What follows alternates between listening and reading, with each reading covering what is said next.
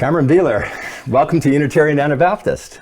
Thanks, Tom. It's a pleasure to be here. Well, that's nice, yes. So we've been planning this for, well over a year, I think. I think that's about right, yes. Yes, okay. So your story is a very interesting one. You came to faith in Jesus in a very specific way, from a very, very interesting context. So I don't want to give away too much here, but I'd like to give you opportunity to give you the space to speak about how this came about. Oh, wow. So, I mean, the whole story starts, with my parents and grandparents and family, and they were in a Protestant religion. Okay. And I had a lot of family that would read the Bible regularly. Interestingly enough, they didn't really read it together as a family, but I did pick up the habit. Okay. And that started the beginning of searching. Early age, my family would go to Fellowship Bible Church, Baptist Church sometimes. And then at about high school age, I started going, to whatever the local church was. And, in my town, we lived in a small town. I went to a Baptist church quite a bit. And then there were also some neighborhood churches in the neighborhood that we lived in. Okay. Strangely enough, in little homes. And so that was kind of the progression. So by the time I was out of high school, or getting out of high school, I joined the Marines. Even in the Marines, I was actually a religious lay leader. And that means I was responsible. There were two of us in our particular platoon, and I was responsible for Protestant studies and the men that were going to the Protestant church. And the other gentleman was responsible for the Catholic studies. Oh, wow. And then we would go to our respective churches. And in that, it wasn't like a super heavy responsibility, but if there were any, Christian conversation, what little were allowed in those days, especially in boot camp, it would come to me.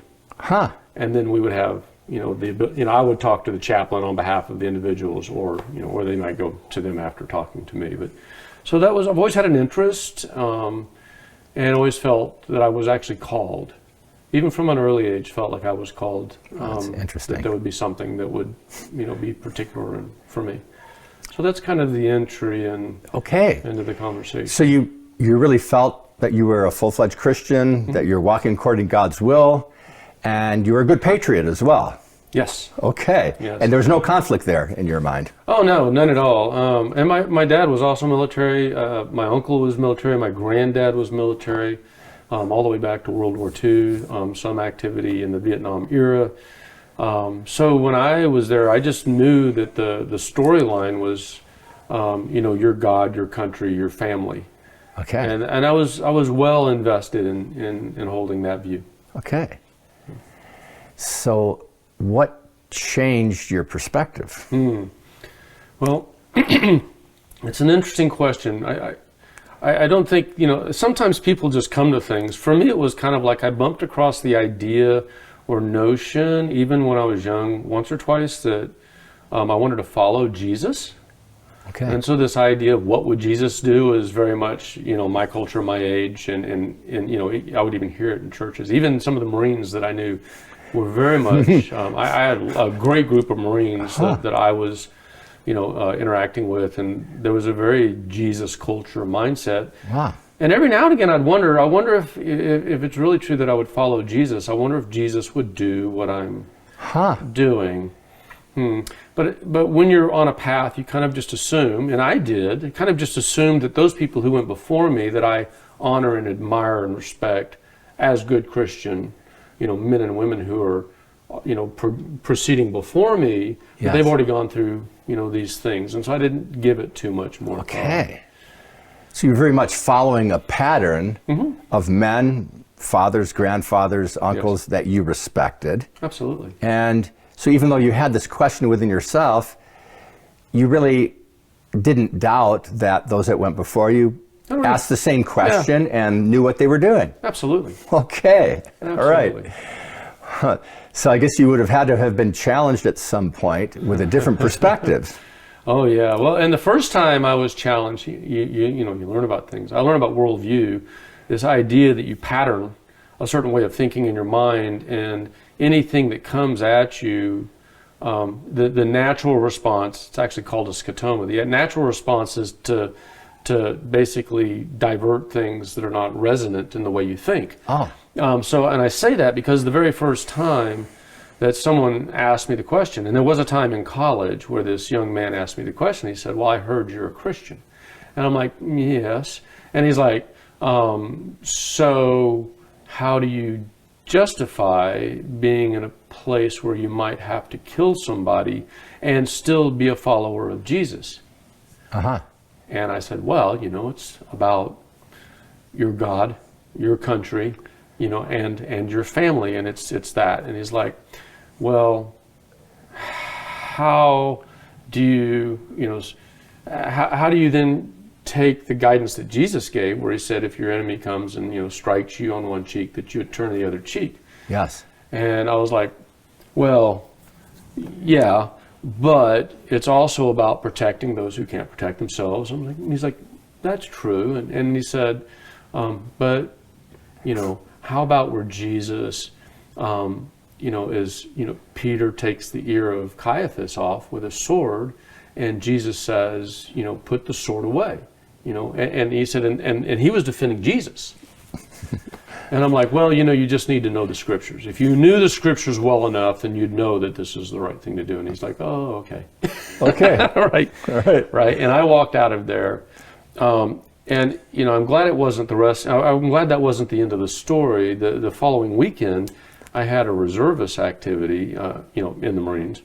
And I was working, I guess I remember this indelibly. I was on top of an F4 Phantom, pulling a panel off. I see the chaplain coming. He says, hey, Beeler, how you doing? And I'm like, I'm doing great. I have a question for you. He says, well, come on down. And I passed all the questions by him that this young man had passed by me. Oh, is that right? And I would have been very, very excited to hear the answers had he not given me exactly, almost verbatim, all the same answers that I'd given. Oh, is that right? Oh, yeah. It was like, I was stunned.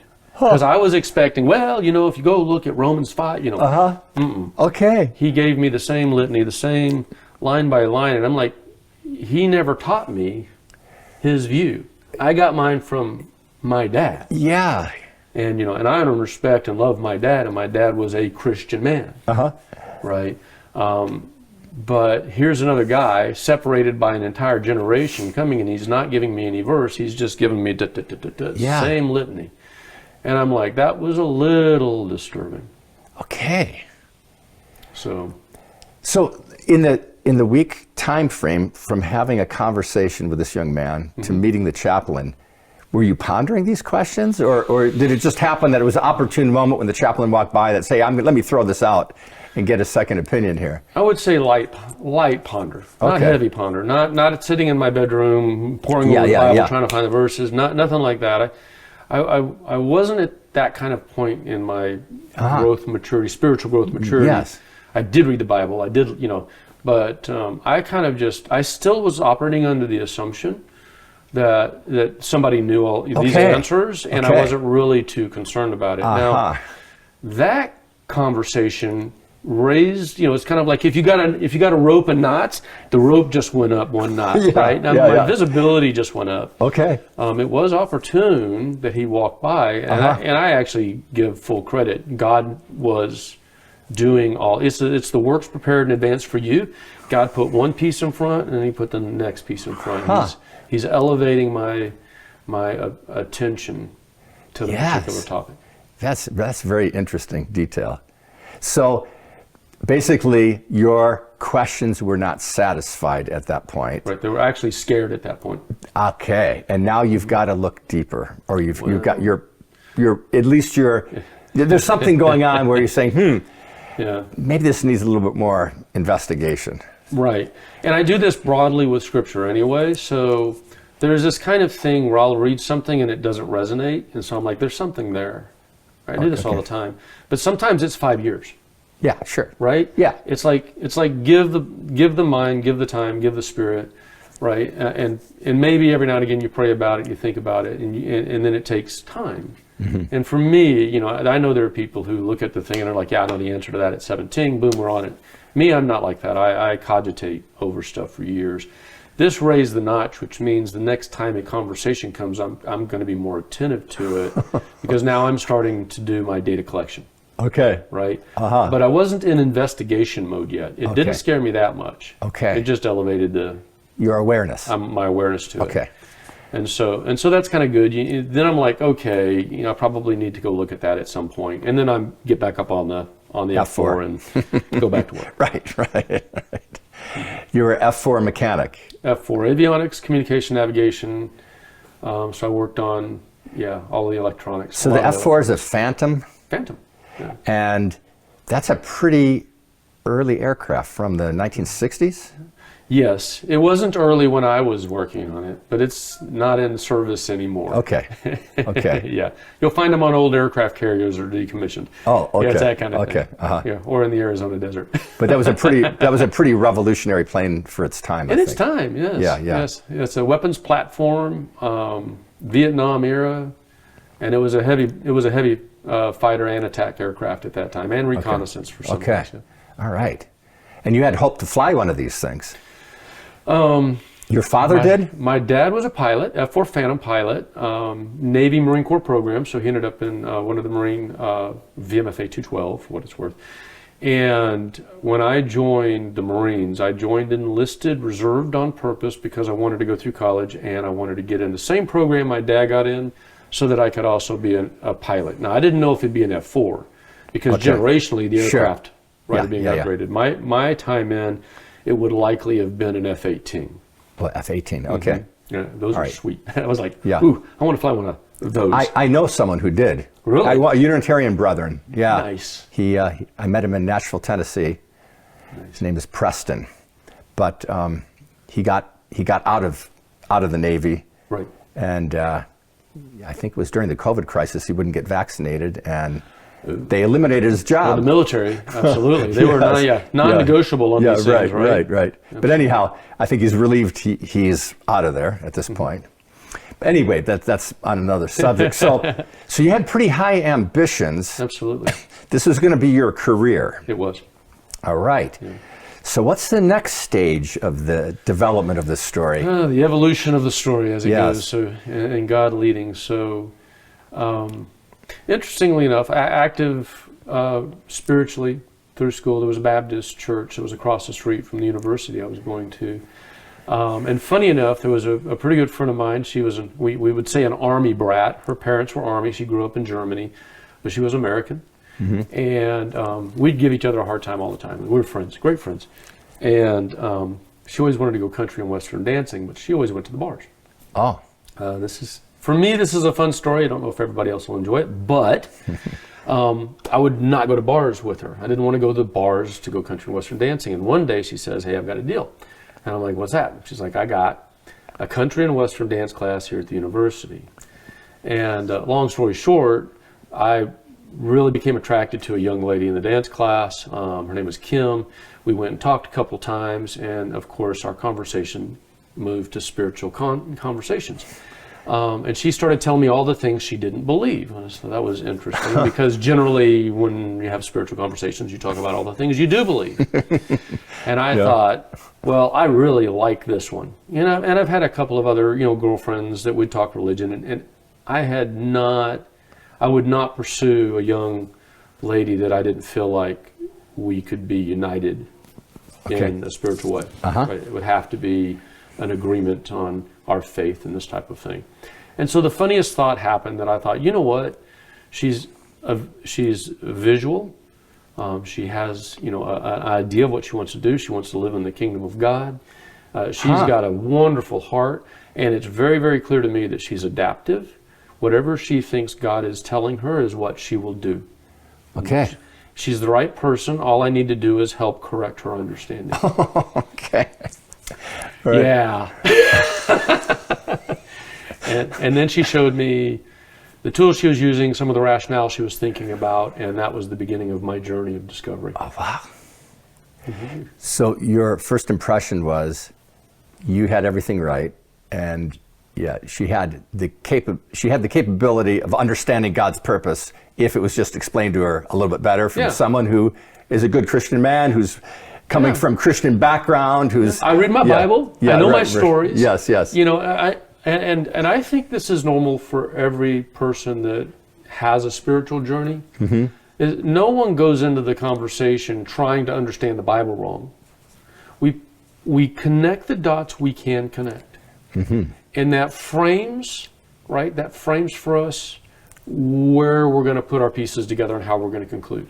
Okay. Right? And the thing is it doesn't matter where you connect the dots. You're going to find someone else who connects the dots with you, and then we gravitate towards people who have a common understanding. Yes. Okay. Right? Mm-hmm. So I don't look at other people and say, oh, wow, sheesh. Back then I might have said, man, that's an interesting religion, which would have a translation into, yeah, you don't know what I know. And now it's like, well, what do you know?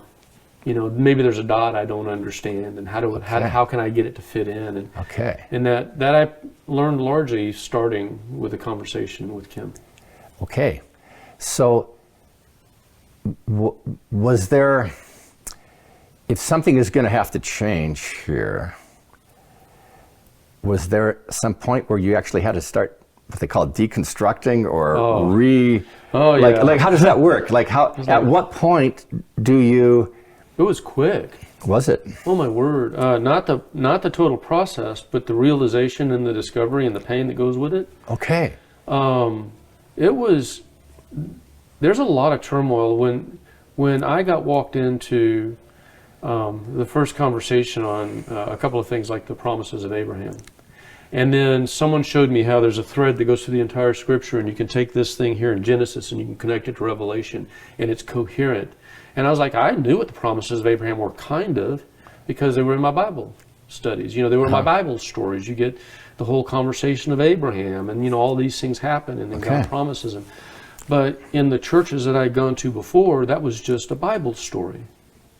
And then there were other premises and there were other doctrines, and the churches don't tend to be heavy doctrinal.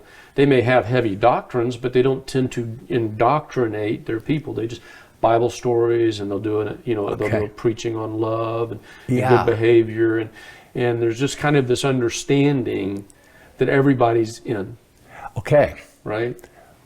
We're all in the big house, and we're all in the big house. So what you're saying is that there's not really a comprehensive like plan and purpose of God, a theology that you can actually understand, so that when you're walking in the faith, you see how you fit into this picture, this big picture. Right. And, you know, I hate to put words in the mouths of other people, right? However, my experiences in the Baptist church and the Bible church fellowship, and I did Episcopalian a few times, you know, I've never been to one that basically said, you know what, we really need to stitch God's plan and how it goes from end to beginning and how the things all fit together. I just never heard that. What I would hear is, you know, a preacher talk about an experience he had and then talk about love and maybe pin a verse to it. Yeah, right. And I'm sure that's not representing every church that is or every preacher that is.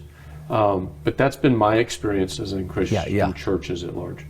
Okay, that's, I guess, kind of what you would expect if you were just a churchgoer. You go there to hear a story of love or patience or charity or something, and then, and you have a verse you can pin to it. Right, and I mean, those are good messages, right? Sure. But never a coherent end-to-end, God's got a master plan, and here's how everything flows together. And I've never been privileged to hear that. I'm sure there are some. So before you were challenged on the idea of being a Marine and having the possibility of going and fighting for your country and killing other human beings, were you exposed to the plan of God first? Like, was this the first, or were you challenged first on your standing? No, not that either. How did that work?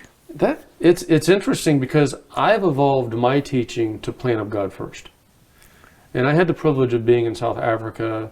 There was a community that we had down there that we attached to, and they had actually put this together, and they had a very unbibled community of people they were outreaching to. Okay. And so the plan of God became the way to explain bitwise, you know, piecemeal, small bite-sized pieces, to a community of people who didn't know their Bible yet, so that we could bring them into a deeper Bible, you know, activity and depth of reading and insight and understanding. And so some mission fields are very much like that. You're reaching people who have actually no history of. Which might be easier for them. Yeah, perhaps. and in some ways it really is. And it's really profoundly valuable. We were so thankful we got to go. I hope we helped people. It transformed us. We went thinking we were going to help transform others, and it changed Oh, I us imagine. Oh, yeah. way more. Oh, yeah. I can way imagine. more. If they got 10% what we got, they're doing great. Okay. Right, because it was, and my wife would tell you the same thing, transformative to go and serve in that capacity. Just change everything.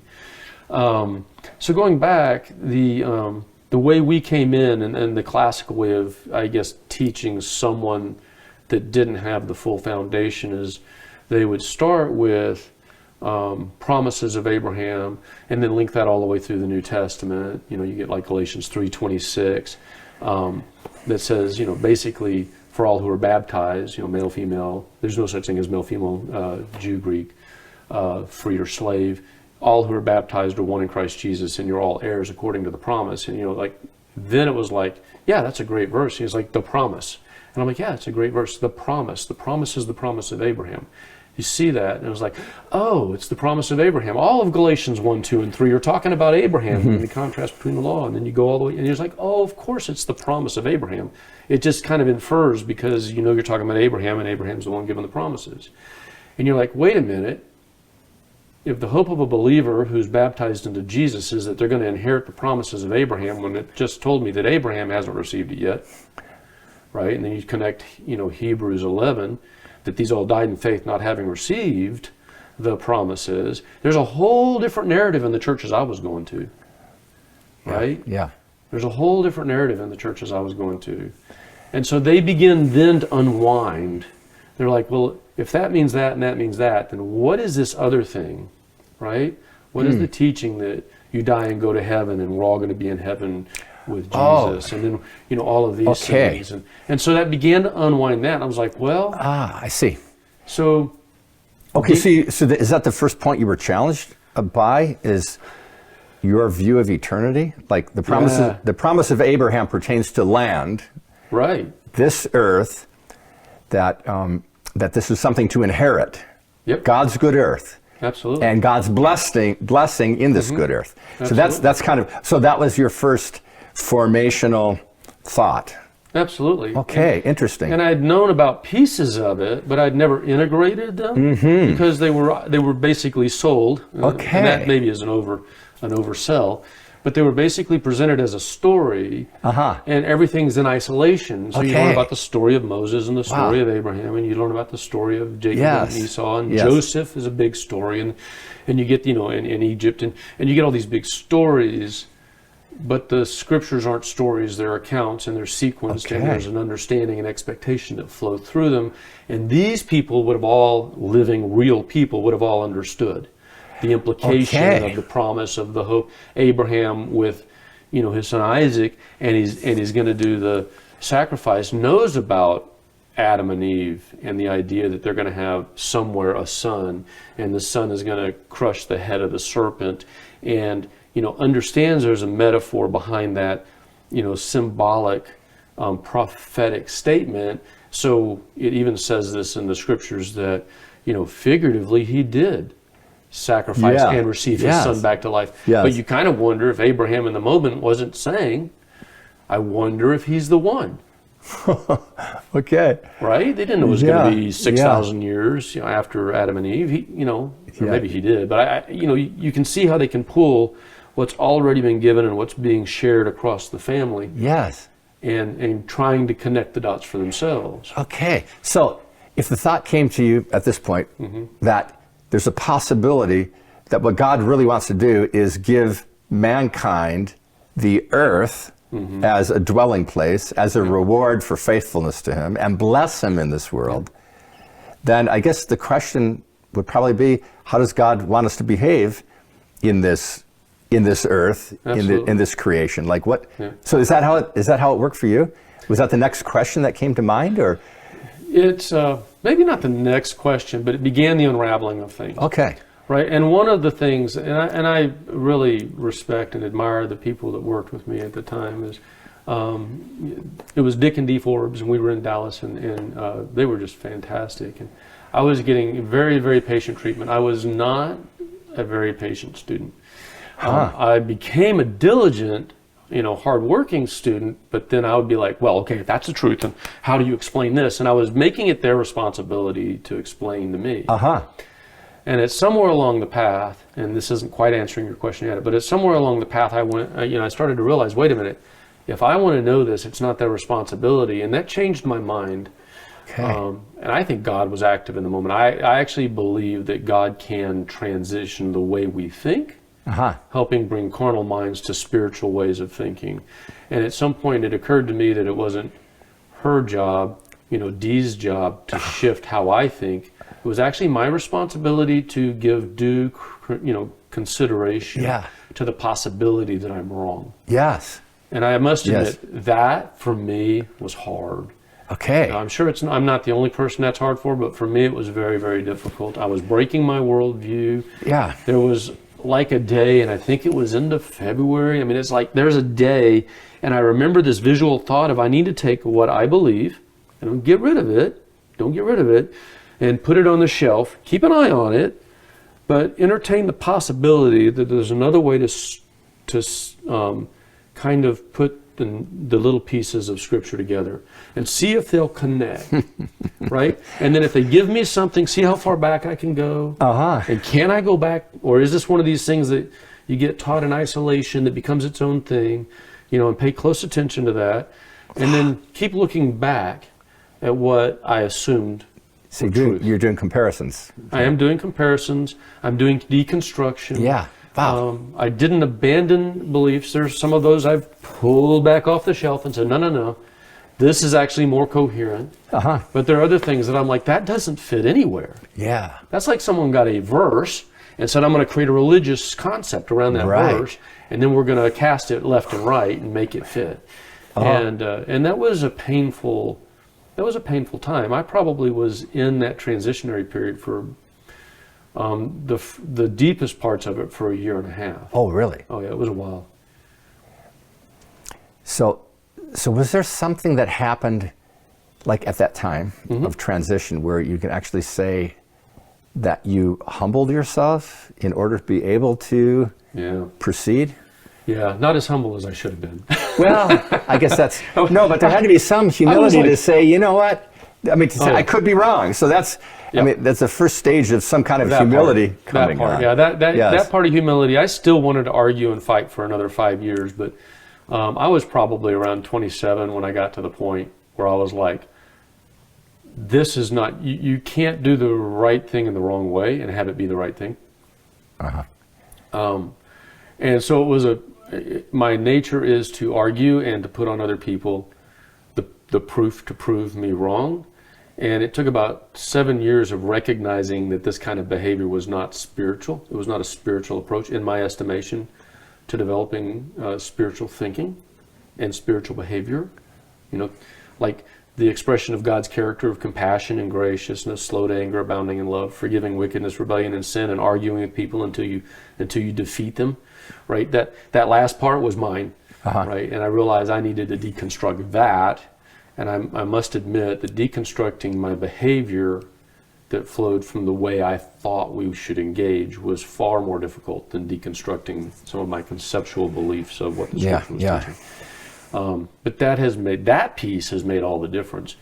But initially, yes, I went from just knowing I was right. I mean, obviously I'm right. I mean, who doesn't think that what they're trying to live on is right? Right. I mean, I would wonder about anybody who says, no, I know I'm wrong, I've always been wrong, and this is just the way I live. We all think we're right. We have to for our own sanity. Yeah, and you had plenty of...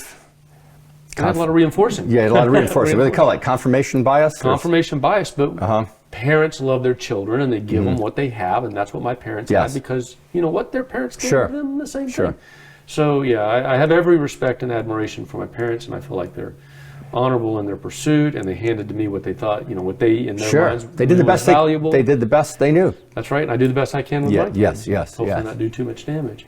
In the end, the answer to your question is yes. I had a choice early on to say, we're just not going to work. Or to say, if my expectation is for you to be willing to hear what I think is going on, then I also must be willing to hear what you see.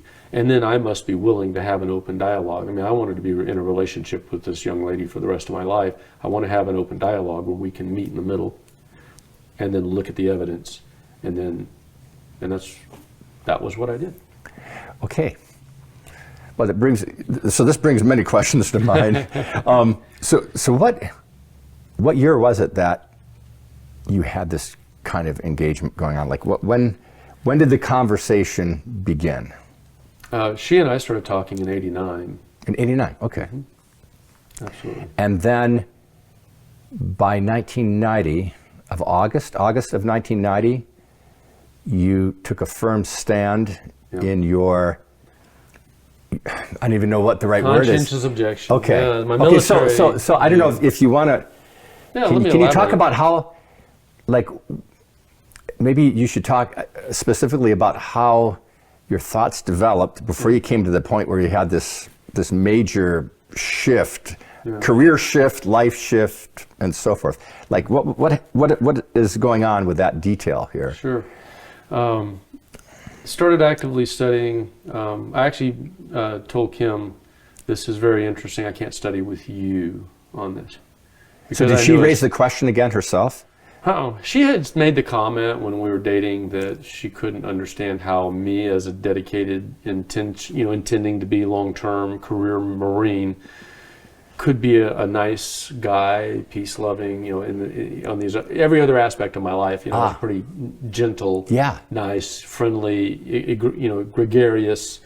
And my experience, and I've heard different things from different people in different branches of the service and all that. I'm not going to take a knock on the other branches, but the men that I worked with in the Marine Corps were top notch.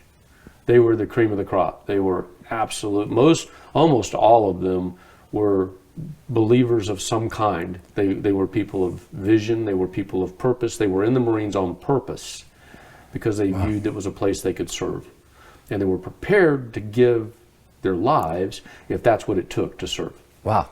And I'm like, you're looking at it, and I don't think that's true with every branch of every service in every country, but I know that in the Marine Corps that was true. And that's how I felt. I felt like I could serve a cause and a purpose with a community of, like-minded people who were willing, if necessary, to give their lives in service, to their country and their God and their families. And so, so my experience, when she made the comment like that, she actually is like, I thought like Marines were all baby killers. And I'm like, pardon me? That's not my experience. And she had a little indoctrination too. Yeah. In a different way. And so that was, I guess, for both of us, a little, discovery and realization.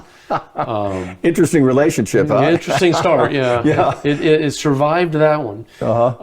As she began, because I introduced her to some of the men that were in the same program that I was in, and she's like, you're right, they're all really upstanding young men, men of mission and purpose. And and the ones I was with, just coincidentally, were all Christian. Right? So there was a connection between their Christian faith and their military service. Yeah.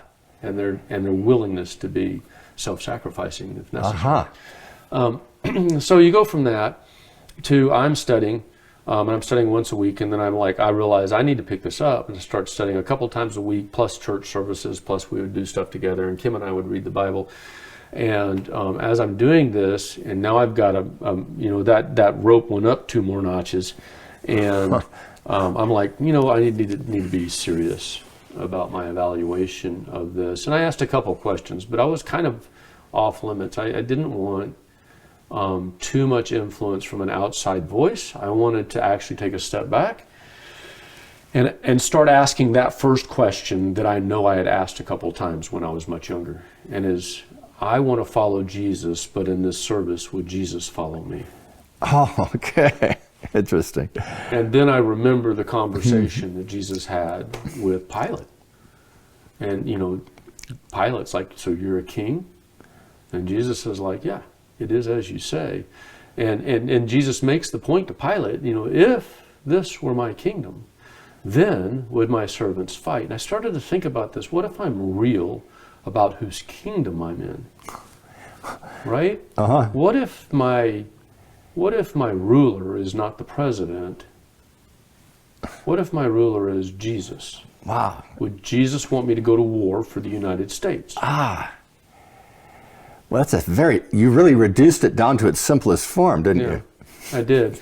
And the beginning of that conversation was, well, maybe. And I said, well, let's take a look at some more verses. And then I went back to, the gentleman's name was Emilio, and Emilio had asked me those questions. And so I went back to Emilio's questions of, what did Jesus talk about? What was he leading us to? What did he say about, if someone strikes you on the one cheek, turn the other cheek also? And there was no elaboration on that unless it's this or unless it's that. He's just like, no. It's an example of peace. Not only that, but Jesus was the one who, with his own church, right, synagogue, his own church, his own people, killed him. And he could have at any time called down a legion of angels. Makes that comment. Yes. He could have put the whole thing, the whole shooting match, and just stopped it all right there, right? But he didn't. And yes, he was also enacting obedience to God, right, which was one of his struggles that we see in Scripture. But at the same time, he submitted to the people at that time, and his message afterward is still one of peace. Matter of fact, I love that about God, that when Moses asked God the way, God's description of Moses was he's compassionate, gracious, slow to anger, abounding in love, forgiving wickedness, rebellion, and sin. And we know that later on we're told we're not to take vengeance. Vengeance is mine, saith the Lord. So God didn't even tell us everything about himself.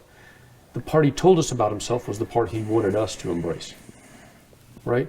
So as far back as the Old Testament, God is saying, my ultimate plan is that you learn to transform into these characteristics. Yeah, right. And so I start adding that together, and yet there's a transformation from the Old Testament and the law and the nation of Israel and this, as faith goes from kind of this, it's always been an individual thing, but it's been, the people of God as a nation, and now it's coming to the people of God as individuals with Jesus as the direct example. And Jesus was an example of patience, of peace, of gentleness, of submitting even in the face of adversity. And I started to go, I don't think the example of Jesus is that if he was an American citizen that he would join the American military. I just don't see Jesus doing that. Good. He has his own kingdom. Yes. It's coming, and when that time comes, there will be a different order. Okay. Wow. And I just went all over the place.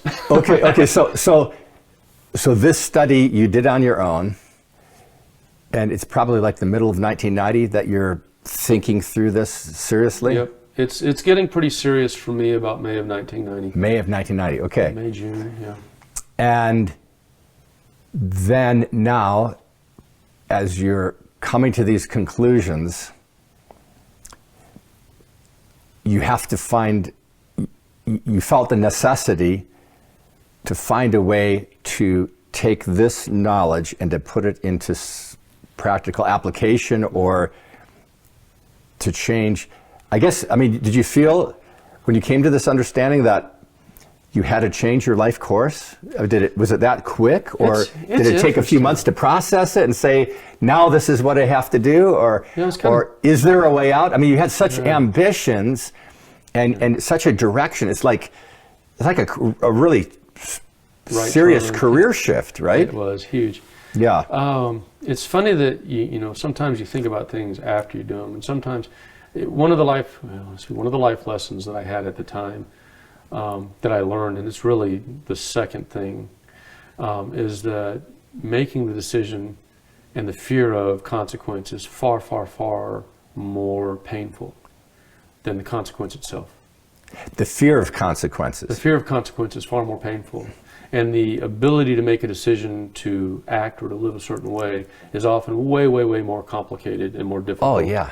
And more stressful than actually living the way or following the path that you choose. And so I say that because I did actually, I was so invested in the study and trying to figure out what was really the right direction for me, based on what I understood Scripture was saying, and based on my observation of the example of Jesus, that I wasn't really faced with the decision of what to do about it. Oh, that was a separate. Yeah, it was separate item. I was so fixated. Yeah. Maybe it's my ADHD. I'm a light ADHD, a little more back then than I am now. But I kind of get fixated on a problem until I solve it, right? Okay. And I was high focused on this problem, and as I put more verses together and started to see a much more kind of coherent kind of messaging of peace and righteousness and how you deal with your enemy and all of these other passages that are in, even the example of how people lived, and the example that they made when they were actually people that demonstrated righteousness in the Scriptures.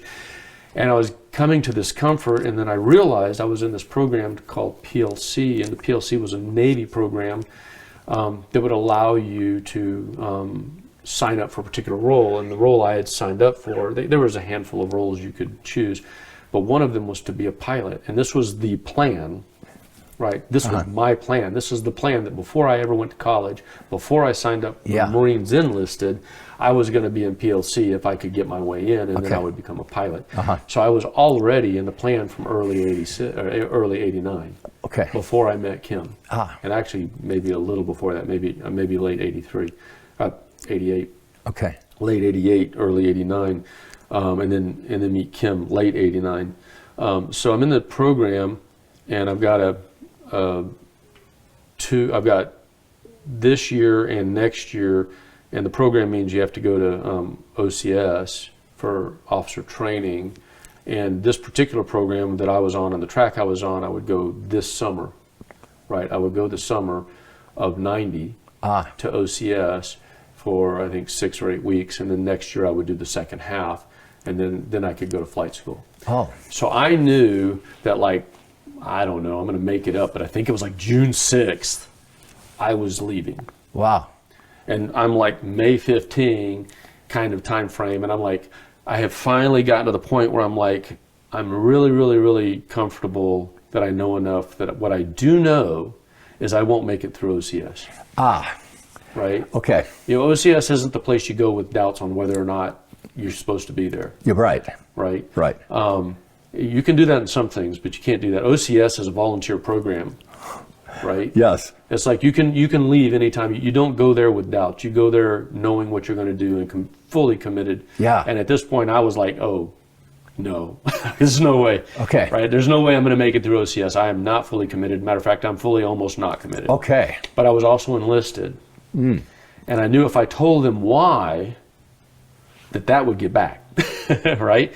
If I told them in May that I was not going to go through with it because I was a conscientious objector, that I would not be given the opportunity to share it with the enlisted ranks because they would. And I was oh, I can't tell them why. And they're if you tell us why you're not going forward with it, we'll keep you on the ranks and you'll have a second chance. But if you don't tell us why, you're out and you can't come back. Okay, so I'm trying to understand this detail. So I'm trying to understand the picture here. So you are in a community of Marines, Christian Marines. So there's this camaraderie you have with them. Yep. But you are doing this study on your own. You're not sharing, you haven't shared this Correct. with your fellow Marine brethren, if I could call them that. Yep, they're brothers. Okay. So at the point in time that you came to these firm conclusions, did you have it in your heart to share it with your Marine friends? We had conversations, but not specifically about that. But I would touch on things that were correlative, and their responses were very specific, right? So instead of trying to take them down the path of showing them how this is leading me to say that Jesus would not approve of your service, I would just ask, so you think about your service and you follow Jesus, and how do you reconcile those things? So you reconcile them like this. Okay. Kind of the same conversation that Emilio had with me. Okay. But I wouldn't take them through all of the. You're just sowing some seeds in their heart. Just sowing some seeds. Well, and half of that, and half to kind of get an independent view of where somebody who's not following my specific path, but is a Christian, would integrate. Right, whether that resonates or is dissonant to them. Okay. But I wasn't at a proselytizing stage. Yeah. right? And I'm still at Okay. an exploratory stage, and I still know that I might be wrong, and I'm still. Okay. So it's a completely different kind of Okay. path. And that group of Marines were not the group of Marines that were in my enlisted ranks. They were college-bound young men looking to go into the Marines in an officer Okay. capacity. Okay. Right. So I've got this association, and I've got this other association. Okay. I've got an officer candidate future association, yeah. and I have enlisted Okay. community association, So which where's- is with the reserves. In the reserves. Okay, so while you're going to college, Right. you have these reservists Yeah. that you are meeting with every now and then. Yeah, and, every tho- month. and they were once a month. Yep. And Reserve these were people, men that you had been with, that you were very familiar with. Very familiar with. For a Been long- with for years. Okay. Okay. Been with for years. Work on jets with them. Okay. Yep. And there, some of those guys were active duty. Some of them were reservist, and they were in the local. Marine squadron. Okay. So they're assigned to a Marine squadron. Marine. So did you have a freer path of conversation with the enlisted men than you did with these officers? These officer candidates? It's probably about the same. About the same. Okay. It's probably about the same. The enlisted men were more. I would use the word colorful. Sure. Different walks of life, different kind of Yeah. viewpoints. Most of them were still men of mission, men of purpose. They're in the Marine Corps for a reason. Okay. It's the first to fight. They're not looking to fight. It's the first to fight because if there's a problem and someone needs to protect America's concerns, America's, as an institution, they're the ones that are first to fight. Okay. So they're there for a reason. Almost always someone that gets in the Marine Corps is there because they understand what the Marine Corps stands for. That was Okay, what I okay. found in my day. So the trajectory here, like once you came to the understanding that you're not going to be able to go through with the plan that you have, Yep. was your desire? Did you share this with any? Okay. Oh, you did not. Okay. So who was the first person that you shared this with? The first.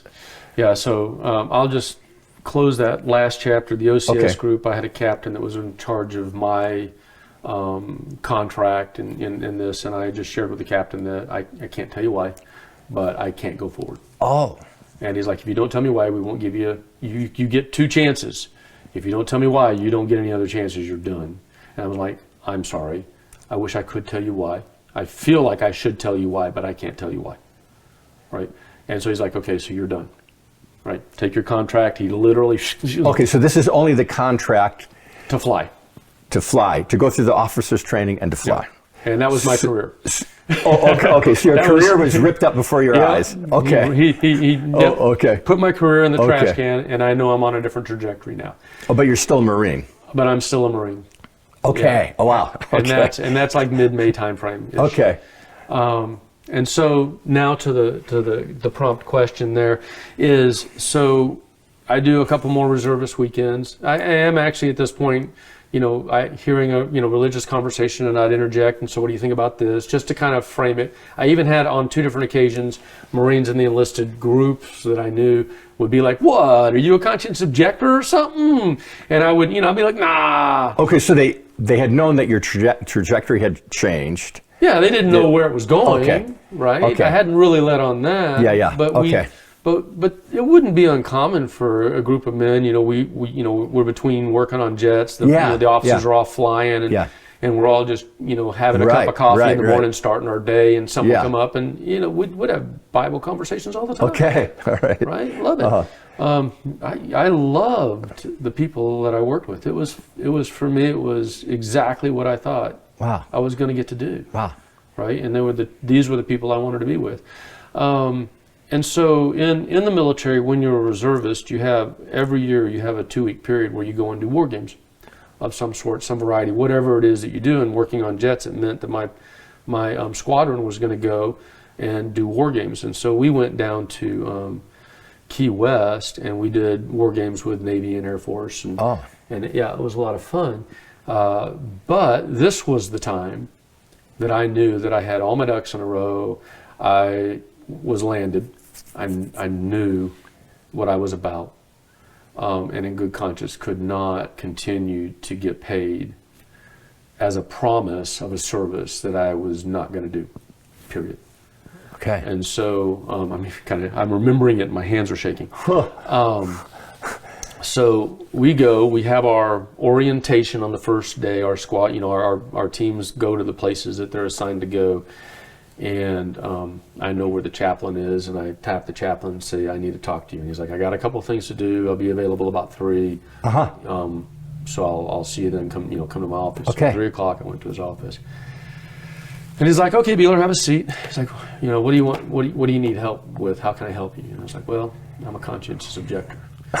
Oh, and here we go. So, and he began to explain to me why I wasn't a conscientious objector, and then I began to explain to him, knowing, in fact, I am a conscientious objector, and he's like, what's going on? And I shared it, and he's like, okay, so there's this whole thing where girls go out and they meet guys, and they try to convince them for whatever the religion they're in, and then once they convince them, then they go find other guys, and they just rotate guys and get them out. And I'm like, all these stories, I'm like, that's just crazy talk, So you try to pin the blame on Kim, huh? Yeah, he's blaming the kid, and I'm like, I told him, I said, it really doesn't matter. It doesn't matter because I'm not doing this for her.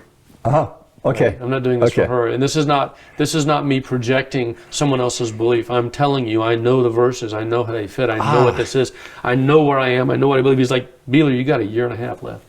He's like, it's going to take longer than that to get out on a CO thing. You just need to buckle under. Oh, wow. Do your 1.5 years and get out. And I was like, I said, it would be unconscionable of me to continue to accept money from the United States and from the Marine Corps, from the Department of the Navy, to do a service that I have no intention of underwriting. Okay. Right? I'm not going to war. I am not fighting America's enemies. I'm not doing that. And every time I come to a reservist activity to train, I'm selling the notion that you're paying me to support your war effort if we ever go there. And he's like, but we're not going to go to war. Literally, we're not going to go to war. You got 1.5 years. We're not going to war. Nothing's going to happen. You need just to write out your time. And I'm like, I can't. In good conscience, I cannot do that. Okay. So you had a couple hour conversations? Yep. And so when you left the room, it was actually funny. Okay. We were probably still talking about 6:30. From 3 o'clock till 6:30? Yeah. He had spent a lot of time with me. And he finally is like, well, the squadron's gone. All the buses are gone.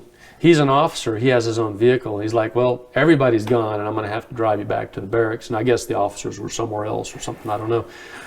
So he's like, I'm going to take you back to your barracks. But he said, but I've got to tell you, I don't have the paperwork I need to process you for conscientious objection. So we're going to have to wait till we get back. Till you get back, back to our squadron. So you're in Florida. Yep. And so come back to Dallas. Yeah. Okay. So this chaplain was from Dallas. Yep. We're all from Dallas. Okay. So I now know that I've got 2 weeks. Okay. Right. I've now exposed. So anyway, at this point, at the end of the meeting, your decision was and it was accepted by the chaplain. Oh, well. Or how would you say? Or actually, it's not accepted until the paperwork goes through. Well, no, I wouldn't even say it that way. No, I would say that it's all kind of on the books. Okay. In the sense that I've said it, but the chaplain had not confirmed my status as a CO. Okay. And really really not honestly, transparently. I'm always honest when I know it. Transparently. It wasn't really his right to say whether I was genuinely a conscientious objector or not. Okay. It was his job to process. And then there's a whole series of things that have to happen after that. Okay, but anyway, it was on the record. Well, he knew. Yeah, he now knew. And so officially, there's a certain officiality. I don't know if that's a word or not. Well, in retrospect, yes. Okay. In my moment in the time, all I knew is he left me with, not really. Oh, okay. Right? So, and we can't really do anything anyway until we're back. Okay. And and he's like still rejecting the notion that I'm a CO. I'm like, no, you don't understand. I'm not thinking about being a CO. I'm telling you now. Okay. Right? I am a conscientious objector. Okay. And he's like, yeah, but really, if you're gonna, and I'm like, no, and so that was that was 3.5 hours of that discussion. Okay. Right? He was really persistent, and I was really persistent. Did he make any notes? Not in the moment. Oh, okay. But the answer is yes. Okay. He took very proficient notes. As a matter of fact, this is the same chaplain that I slid off the F4, off the wing. Oh, is that right? Same chaplain. Okay. And it turns out, I didn't know it until after I was discharged, that his first note that was related to conscientious objection was when I was on the airplane. Is that right? Mm-hmm. Yeah, he Wow. So good. Wow. Thank you, Father, for working through him, right? Because he was not inclined, and he was offended by the fact that as a Christian, that I presented as a Christian, where he was a chaplain for the service. Yes. And that's so interesting. Right? It actually offended him, but he did his job, and he did it well. Okay. And that was fantastic. And it made So he was everything able, so much easier. so when it came to maybe posing this to officially, he already had a record of, okay, here's when the doubt started, and here's when Cam came to his absolutely conclusion. Came to his that's so conclusion. fascinating. It was so much better. Yeah. So the second part of the story I find is really revealing of how God works, and it blows my mind even to this day. As that evening, I'm already exposed. Okay, so here you are in a military exercise. You're going to be there for 2 weeks. I'm committed. I'm in it for 2 weeks. Yeah. Constrained in an environment with Marines full time. Who are not going to be real excited about. Right. These are tough guys. They're tough guys. And they're Christians. Yeah. And it's this combination where I'm very dissonant. To their truth in this moment. Right. Yes. So I couldn't think of an environment that would not be. I mean, a little more scary. Yeah. And on top of that, I would have been with them a year before. Yes. If I'd have been in the room a year earlier and somebody had said that, I'd been right there with them. You give the guy what a do you punch mean or something? you're a Christian? Right. And okay. Because that was going to be my life. Right? Yes. And so I'm sitting there and I think, here we are. So we start talking and it's like, Beeler, you just getting here? You missed dinner? I'm like, yeah, no. And they're like, so where were you? I was like, I'm talking to the chaplain. So what were you talking to him? You were a conscientious objector or something? Well, yeah. And they just all of them. There's 8 or 10 of them sitting around there like, I think there were some guys playing cards and the cards went down. And I thought, I'm in it now. And so one of the guys said, well, how did you get there? And it was the most amazing experience. A bunch of guys who would not agree with me at all. Yeah. And they just opened their arms and we had a conversation. Wow. And, I got you're here because this is what you believe, and now you're going because it's what you believe, and it's what you believe. And you're a man of honor and respect, and we don't agree with you. Okay, but they appreciated your conviction anyhow. Yeah, and that's so interesting. And I found that to be very telling of the community that I was in at the time. Well, it must have been extremely comforting. Well, it let a lot of the anxiety go. Yeah. Yes. And anyway, it was probably midnight when I went to bed. The guys were like, "Yeah, tomorrow we'll start another day, and now we got to figure out what to do with you." And so I go to bed about 4 o'clock in the morning, and it's like that. And I'm rolling out of bed. Open the door. About the time I'm opening the door, I'm thinking, this could be a bad move. And I open the door, and the guy, one of the Marines is talking to, he's got a newspaper in his hand, and he goes, thump, thump, thump. He just puts it against my chest like that. And I'm look down and look at him, and he says, take it. And I was like, open it up. It's first page. And the first page said, Iraq invades Kuwait. President to send Marines. Oh, wow. I'm like, so the Marine that delivered the newspaper to you was one of the guys I was talking to. Oh, he was one of the guys. Yeah. And one of the conversations. And he brought this newspaper specifically to you. He was up early in the morning, went for a 6-mile run, came back, grabbed a paper because they had a bunch of them on, I guess, the front door to the barracks. Grabbed a paper, opened it up, came straight to my room. Didn't stop, didn't take a shower. Woke me up and last night we were talking about the chaplain saying it would never go to war. You might want this. We are going to war. We're going to war. The next morning. Can you imagine if we'd flipped that? If I'd have waited one day? Okay, so these men that you're with are reservists. Reserve and active combo. So in the advent of war, the reserves and the active ones are all going. Is that how that works? Yeah, so the reservists are, think of it in terms of overflow. So you have an active community and you have an event, and if the event demands more people, the reservists get called And you in. draw from there. And you draw from reservists. Okay. Yeah. Okay. Wow. And so, but we were looking at a full-fledged involvement, Okay. right? Now, I was working on F4s, and they were already in the beginning of the transition from F4s to F18s, but our training was on the systems, not on the birds. Oh.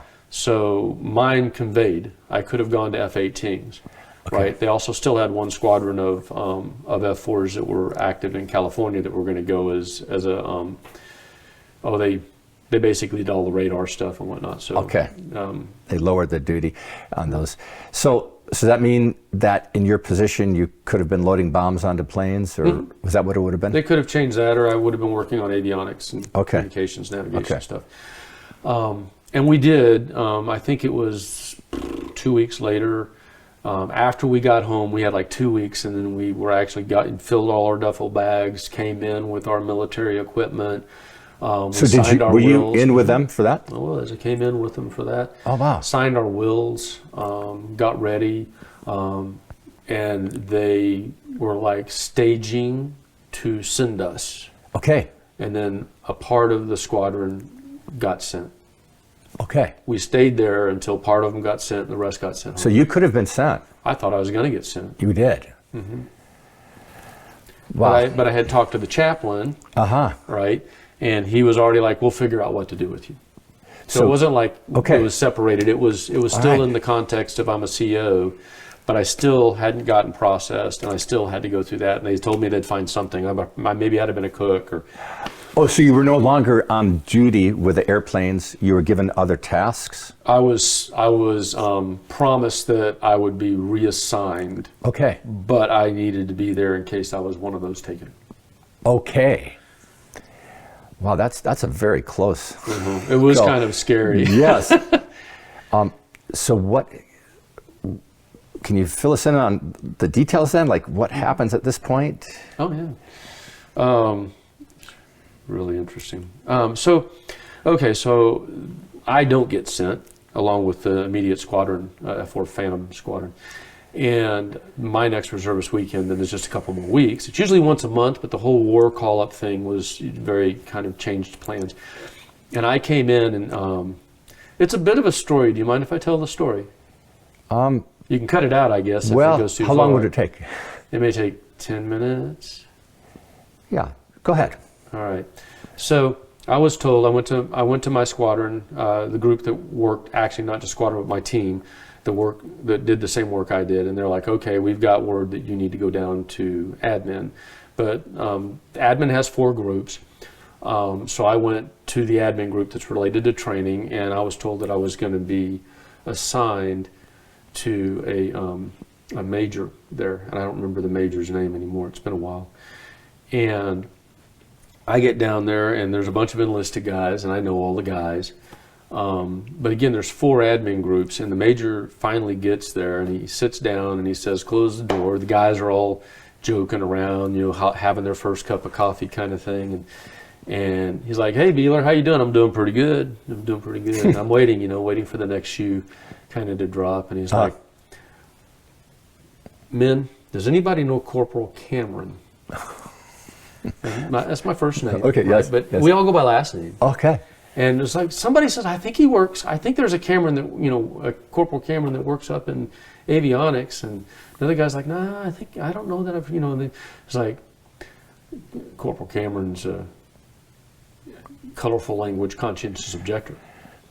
Oh, he put some swear words in there. Oh yeah, there's colorful language in Marines. It's actually just part of the alphabet. But and then one of the guys is like, well, we can take him outside, and we can whoop him. I bet we can change his CO thinking out there. Another guy's like, well, I got a pistol under my car seat, and they're going on, and I'm in there the whole time. And he's like, hey, Beeler, you're from avionics too, aren't you? I'm like, yes, sir. And he's like, oh, so they didn't make the attachment until your last name was called out. well, They didn't know Corporal Beeler was a conscientious objector. Right. They just knew I was from avionics as well, Okay. and that I also was assigned to them. And so he's like, well, Corporal Cameron's probably AWOL or something. You know, he's probably not even coming in. And you know, the major gets up and leaves and goes and looks for me. He says, well, maybe he thinks it's one of the other admin groups. Because there's a general admin, there's, you know, like I say, there's four Well, of the them major all. knows. The major knows who he's talking about. The major knows, right? Major has no idea who Corporal Cameron He is. doesn't. Has no idea. Oh, Never met me. Okay. Yeah, doesn't know Okay. me from Adam. Right? He knows Beeler, but not Cameron. Right. Is that how that worked? He didn't know my first name. Okay. Okay. Yeah. All right. He knew me. Yeah, he knew me as Corporal Beeler. He had seen me around, but he didn't know okay. me. Okay. Right? So He you doesn't haven't know been me. you haven't been identified yet. Right. Hadn't Okay. identified. Had no idea that I was the Cameron guy. Okay. So anyway, he doesn't know who he's looking for. And you but he didn't doesn't raise know your the name. hand. Oh no. Oh no. Not in the middle of you know, take him outside, shoot him, and I was like, ooh. That's pretty harsh. So anyway, it's an interesting story. But he goes to the different admin groups and doesn't find me. Comes back and he's like, "Well, it's almost lunchtime," because other things had gone on. It's almost lunchtime. And he's Yeah. like, "Well, he's just not going to show up." And he's like, "I'm going to go to lunch." And before he leaves, he says, "Oh, Beeler." I'm like, "Yes, sir." He's like, "Well, you know the admin. You know Corporal Cameron, right?" I said, "Yes, sir." He said, "Well, maybe after lunch, you know, we can go together and you can help me find him." I was like, "Sir." Oh, you said sure. I said, "Yes." We can help find yes, sir. Yes, sir. And so he does lunch. I guess I remember he played racquetball, because after that we would play racquetball together. So he went and played racquetball for lunch. Came back and he's like chatted, you know, with the guys about Corporal Cameron still hadn't showed up, blah blah blah blah. and he walks out and he leaves. He walks out without me. Yeah. And he's like, I'm going to go find Cameron. I'm going to go to avionics and see if Cameron's there, Corporal Cameron. So he stops and he comes back and he says, "Beeler, come with me." And I'm like, "Yes, sir." So I get up and I walk out with him, and I know it's coming. I just don't know how. And he says, he's just kind of, "So you know Corporal Cameron?" I said, "Yes, sir, I do." He said, "You reckon you could find Corporal Cameron?" And I'm like, "Yes, sir, I believe I can." And he's like, "Are you Corporal Cameron?" I said, "Well, I am Corporal Beeler. Cameron's my first name." And he just had his whole demeanor. He's like, "Oh," right in front of all the group, talking about all this stuff, and now it's like it's come But home. you were alone with him at this point. Alone with him at this well, time in the hall. Thank God. Thank God, indeed. And there's the intelligence, which is S4, the other admin group. Intelligence is empty, and so we slide into there, and he's wow. like, "Oh, Beeler, I am so sorry. Oh yeah. I didn't know why we were going to that room alone. Yeah. Close the door. Maybe that's where they got the gun, huh? I am so sorry." He said, "I'm going to have to go back and straighten this out With who? with the other group." He says, he said, "Can you just wait here for a minute? I'm going to need to go straighten this With out." a group where he Yeah. thought Cameron was? Right. No, with the group of admin guys that had been talking about killing me. Your guys. Yeah, our new guys. So Oh, he yeah, had to yeah. go back in there, tell And them settle what was them down? going on, tell them that Did I was. did he settle them down? Yep, he did. That's such a Settled funny it story. down, came back, and then Oh, we had yeah. we had a really good conversation. And I said, Oh, wow. "Look," and he was like, "I am so sorry." He said, I'm in trouble. You got me." And I told him, I said, "No." I said, "My life's goal until a few months ago was to do what you're doing, to live in your shoes, to be a pilot, in the Marine Corps. This was what I want to do for my career." Yes. And I said, "But my convictions and my faith lead me in a different direction." I said, you don't have anything to worry about." Oh, because you could have. Oh, yeah. He couldn't, there was no way he should never have had those conversations. I see. Okay. So it Right. was like threatening conversations. Yeah. I mean, in your presence. So In that. my presence. Yeah, I was witness. There were lots of, they would never have witnessed for me. Yeah. Right. Okay. But they that's should so never have interesting. had that conversation. So his attitude was changed dramatically. It was a great attitude. And from there on, it worked out great. We'd go to play racquetball, and he would ask me about my faith while we played racquetball. Turns out he was a Jehovah's Witness, raised in a family of Jehovah's Is that Witnesses, right? who had always wanted to be in the military, and he had to swear off conscientious subjection, and they thought it would be a good idea, since he had a background in conscientious objection, to be the one to represent me as a conscientious objector. Huh. Now, kind of the close of this particular part of the story is, after about 4 or 5 months of being responsible and being the one to represent my position as a conscientious objector, he began to understand the biblical reasons for being a conscientious objector. And my last interaction wasn't with him, it was with his wife, who was also a major. And I get there on a Saturday morning, I go to where we meet, and he doesn't show up, his wife does. Really? And she is hot. Hot, not attractive hot, mad hot. Wow. She's furious. And she comes to me and she says, Beeler, if you ever see my husband, you will walk the other way. If he comes to talk to you, you will not engage. You will not have anything to do. Because you were influencing him. Yeah, I think after that, they left that squadron entirely. And I don't know. I never found out what happened to the... Never found out what happened to them. Wow. He never came back. But I did find out when I was released that there were 5 people in that squadron, 5 people that had applied for conscientious objection during the time that I was there. After you did, or after you did? So you had influence actually on. The second person, isn't that amazing? The second person put in charge of my conscientious objection was a Chief Warrant Officer 3, CWO 3, 15-year Marine. He said, "I'm going to go evaluate because I had to write a whole thing about how I started and where how I've grown, how I got to this place." Oh, wow. To explain, how I arrived at conscientious objection. Yeah. It's like I've got your document. So you had biblical support, all the evidence, all Wow. written up. Wow. And so the warrant officer came and got me. He says, "Okay, I'm responsible. I'm going to cover your case. I'm going to represent whether or not I feel like this is a genuine, conscientious objection. Saying I'm going to read your stuff today, and I want to go to lunch and ask you some questions." Which he actually had already been reading it. So he finished reading it. We went to lunch. Lunch was like an interview.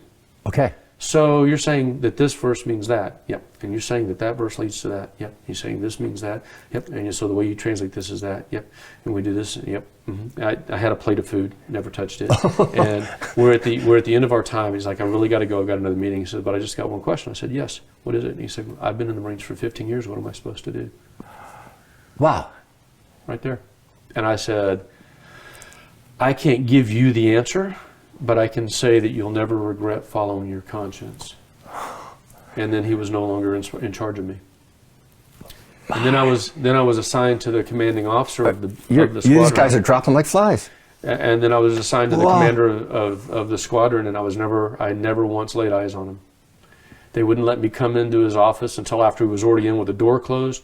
The chief, that was a senior enlisted man, was a master gunnery sergeant, was responsible from the enlisted side, would go in, get the whatever the commanding officer wanted me to do, bring it out, give it to me, and then I would go do whatever he wanted me to do.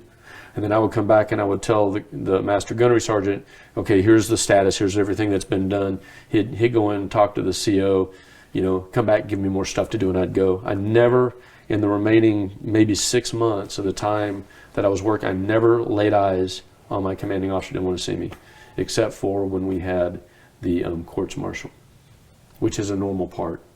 I had a court martial and my CO was in the room, and there were like 4 or 5 other, I think there were a total of 5 officers.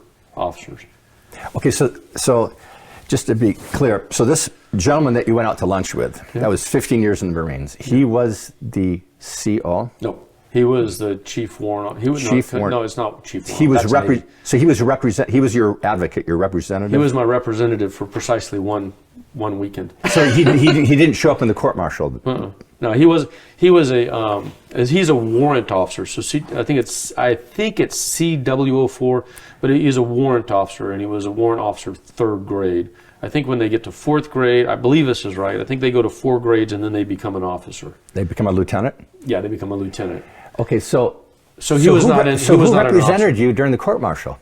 Well, that was interesting. So the courts martial was my commanding officer, and I think there were 4 other just general grade officers.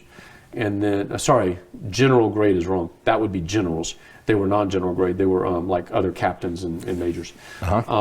So there were a total of 5, and then I had Christadelphians that were in the Christadelphian community that came in and spoke on my behalf. Oh, okay.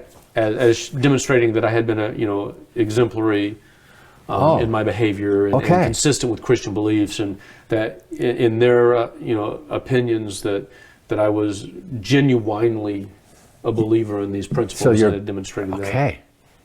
So you actually didn't have an advocate from the Marines, and you were supposed to have? Not that I know of. It's the only time Okay. I've ever been involved, so this is the only example I know. What I do know is they gave me an honorable discharge, Okay. which is very unusual for a Yes. conscientious objector. Yes. They had determined, and this is what they wrote, they had determined that I genuinely got into the Marine Corps to genuinely serve. I see. And that it was the basis of and the principle of my belief Wow. and conviction that brought me in, and it was the basis of my belief and conviction that was taking me out. Oh. That they agreed that I was actually a conscientious objector under what that is described. Wow. And it was called a 1AO conscientious objection from all things government, not just military, from Okay. all government. You're not going to vote, obligations. or yeah. Okay. And this was a 6-month process from the time that you talked to the chaplain for that 3.5-hour conversation. Year and a half. A year and a half. Well, a year and 3 months, a year and 4 months. It was December, I think it was like December 11th, a full year and 3 months or 4 months from the August that I'd had the conversation with the chaplain. So this would have been 1991? Yeah, the end of 91. Well, a year and a half. A little under a year and a half What a story. process. Yes. Glad I didn't take a year and a half to explain it. Yeah, there's probably a lot of details in between that. Okay. So this has been a very interesting testimony. I guess we probably should close out the conversation, but I just wonder from this experience if you have any advice or closing thoughts or some message that you would like to send to people that maybe are considering joining the armed forces or perhaps are in the armed forces. Like what would your advice be given your own experience? And that's, I mean, Man, that's a broad ask. without going into a lot of detail, like what? Okay, maybe you can narrow it down to speaking a few words about what it is to be in the kingdom of God with Jesus as your human Messiah King, who's seated at God's right hand, who we expect to return again. Like, what does this mean for people who want to be in service to this King? Maybe you can narrow it down to that. Yeah. I want to take two different vectors. Okay. The first vector is there's no government in the world, not one of them that I know of, that would tolerate dual allegiance. Okay. And there's no heavenly kingdom that will tolerate two allegiances. Having said that, we live in a real world, right? Yes. We live in a real world, and we have to figure out how to navigate the real world. And I think that message is fairly clear in the scriptures. But here's the one thing I know, that we've been invited to follow the example led by Jesus. You can never go wrong by first evaluating whether Jesus would do the thing you're planning on doing.